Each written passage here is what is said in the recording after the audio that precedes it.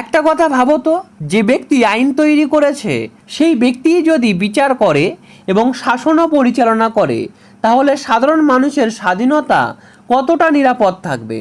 এই প্রশ্নের উত্তর খুঁজতেই জন্ম নিয়েছিল ক্ষমতা স্বতন্ত্রীকরণ নীতি। সহজ রাষ্ট্রবিজ্ঞানে সকলকে স্বাগত জানাই। আজকে আমরা জানব ক্ষমতা স্বতন্ত্রীকরণ নীতি সম্পর্কে। তাহলে চলো ভিডিওটি শুরু করা যাক। ক্ষমতা স্বতন্ত্রীকরণ নীতি। ক্ষমতা স্বতন্ত্রীকরণ নীতি বলতে আইন প্রণয়ন সংক্রান্ত বিষয়ে আইন বিভাগকে, শাসন কার্য পরিচালনায় শাসন বিভাগকে এবং বিচার কার্য সম্পাদনে বিচার বিভাগকে সম্পূর্ণ স্বাতন্ত্র্য প্রদান করা নীতিকে বোঝায়। এই মতবাদের মূল প্রতিপাদ্য বিষয় হল সরকারের তিনটি বিভাগ পরস্পরের থেকে সম্পূর্ণ স্বতন্ত্র থাকবে। এক বিভাগ অপর কোনো বিভাগের কাজ করবে না, একই ব্যক্তি একাধিক বিভাগের সঙ্গে যুক্ত থাকবে না এবং এক বিভাগ অপর কোনো বিভাগকে নিয়ন্ত্রণ করবে না। তাহলে চলো এটা আমরা একটু বুঝে নেই। আমরা জানি সরকারের তিনটি বিভাগ, আইন বিভাগ, শাসন বিভাগ এবং বিচার বিভাগ। এই তিনটি বিভাগ নিয়ে সরকার পরিচালিত হয়। ক্ষমতা স্বতন্ত্রীকরণ নীতি অনুসারে সরকারের এই তিনটি বিভাগ পরস্পরের থেকে সম্পূর্ণ স্বতন্ত্র থাকবে, অর্থাৎ প্রতিটি বিভাগ তার নিজ নিজ কাজ করবে। কোনো একটি বিভাগ অপর বিভাগের কাজের ওপর হস্তক্ষেপ করবে না এবং একটি বিভাগের কোনো ব্যক্তি অপর কোনো বিভাগের সঙ্গে যুক্ত থাকবে না। যদি একটি বিভাগের কোনো ব্যক্তি অপর বিভাগের সঙ্গে যুক্ত থাকে বা বিভাগগুলি স্বতন্ত্র বা স্বাধীন না থাকে, তাহলে কি হবে? তাহলে স্বৈরাচারিতা দেখা দেবে। একটি বিভাগের কোনো ব্যক্তি যে শাসন করে সেই ব্যক্তি যদি বিচারক হয়, তাহলে তিনি তার মতো করে শাসন করবেন। সেই শাসন তো জনগণের স্বার্থের বিরোধী হতে পারে, তাই না? এবার শাসন যদি জনবিরোধী হয়, তাহলে জনগণ তো বিচার পাবে না। কেন বিচার পাবে না? কারণ জনবিরোধী ওই শাসক তো নিজেই বিচারক। তাহলে তিনি কি নিজের বিরুদ্ধে বিচার দেবেন? দেবেন না। এজন্য প্রত্যেকটি বিভাগের স্বাধীনতা অত্যন্ত জরুরি। বিভাগগুলি নিয়ন্ত্রণ মুক্ত হলে সে স্বাধীনভাবে জনগণের স্বার্থে কাজ করতে পারবে। তাই একটি বিভাগ অপর কোনো বিভাগকে নিয়ন্ত্রণ করবে না, একটি বিভাগের কোনো ব্যক্তি অপর বিভাগের কার্যে হস্তক্ষেপ করবে না। এটাই হলো ক্ষমতা স্বতন্ত্রীকরণ নীতির মূল বিষয়। রোমান দার্শনিক পলিবিয়াস ও সিসেরো, ফরাসি দার্শনিক বোদা, ইংরেজ দার্শনিক লক ও হ্যারিংটন প্রমুখ চিন্তাবিদদের রচনায় ক্ষমতা স্বতন্ত্রীকরণ নীতির প্রকাশ ঘটে।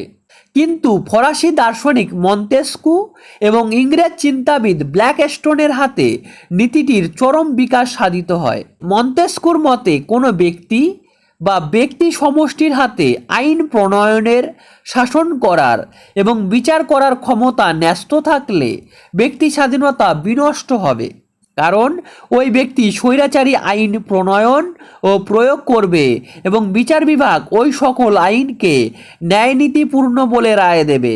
এই কারণে ব্যক্তি স্বাধীনতা সংরক্ষণের জন্য ক্ষমতা স্বতন্ত্রীকরণ নীতি অপরিহার্য।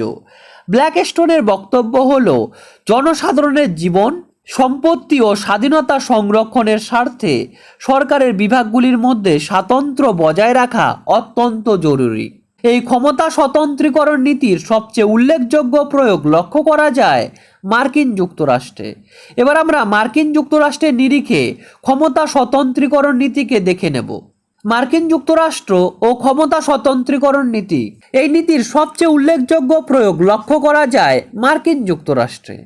হ্যামিল্টন, ম্যাডিসন প্রমুখ মার্কিন যুক্তরাষ্ট্রের সংবিধান প্রণেতারা এই নীতিকে যথেষ্ট গুরুত্ব দিয়েছিলেন। মার্কিন সংবিধানের 1, 2 ও 3 নং ধারায় যথাক্রমে আইন প্রণয়নের ক্ষমতা কংগ্রেসের হাতে, কংগ্রেস ওদের আইন প্রণয়নকারী সংস্থা, ওদের পার্লামেন্টের নাম, শাসন বিভাগের ক্ষমতা রাষ্ট্রপতির হাতে এবং বিচার করার ক্ষমতা বিচার বিভাগের হাতে ন্যস্ত করা হয়েছে। এখানে সরকারের তিনটি বিভাগকে 3 প্রকার কাজের দায়িত্ব দেওয়া হয়েছে। একই ব্যক্তিকে একাধিক বিভাগের সঙ্গে যুক্ত রাখা হয়নি এবং প্রত্যেক বিভাগকে অন্যের নিয়ন্ত্রণ বা কর্তৃত্বের হাত থেকে মুক্ত রাখা হয়েছে। কিন্তু বাস্তবে দেখা যায় সরকারের 3টি বিভাগ সম্পূর্ণ স্বতন্ত্রভাবে নিজ নিজ কাজ সম্পাদন করে না। যুক্তরাষ্ট্রের আইন বিভাগ শুধু আইন সংক্রান্ত কাজই করে না, শাসন সংক্রান্তও কিছু কিছু কাজ সম্পাদন করে। একইভাবে শাসন বিভাগীয় যাবতীয় ক্ষমতা রাষ্ট্রপতির হাতে ন্যস্ত থাকলেও শাসন কার্য পরিচালনার জন্য প্রয়োজনীয় ব্যয় বরাদ্দ মঞ্জুরির ক্ষমতা কংগ্রেসের হাতে ন্যস্ত থাকে। সিনেটের অনুমোদন ছাড়া রাষ্ট্রপতি দ্বারা সম্পাদিত আন্তর্জাতিক সন্ধি বা চুক্তি কার্যকর হয় না। অনুরূপভাবে সুপ্রিম কোর্টের হাতে বিচার বিভাগীয় ক্ষমতা ন্যস্ত থাকলেও সুপ্রিম কোর্ট অনেক আইন সংক্রান্ত ক্ষমতাও ভোগ করে। যেমন সুপ্রিম কোর্ট তার জুডিশিয়াল রিভিউ ক্ষমতার প্রয়োগ ঘটিয়ে কংগ্রেস প্রণীত আইনকে বা রাষ্ট্রপতির নির্দেশকে বাতিল বলে ঘোষণা করতে পারে। আশা করি ক্ষমতা স্বতন্ত্রীকরণ নীতি কি তা তোমরা পুরোপুরিভাবে বুঝতে পেরেছো। তবে ভিডিওটি শেষ করার আগে দুই একটা কথা বা উপসংহার হিসাবে দুই একটা কথা বলা দরকার। মার্কিন যুক্তরাষ্ট্রই কিন্তু একমাত্র এমন একটা দেশ যেখানে ক্ষমতা স্বতন্ত্রীকরণ নীতিটির যথাসম্ভব প্রয়োগ কার্যকর হয়েছে। তাই আমরা বলতে পারি পুরোপুরি না হলেও মার্কিন যুক্তরাষ্ট্রের অনেকাংশে ক্ষমতা স্বতন্ত্রীকরণ নীতি প্রযুক্ত হয়েছে। আশা করি ভিডিওটি তোমাদের ভালো লেগেছে।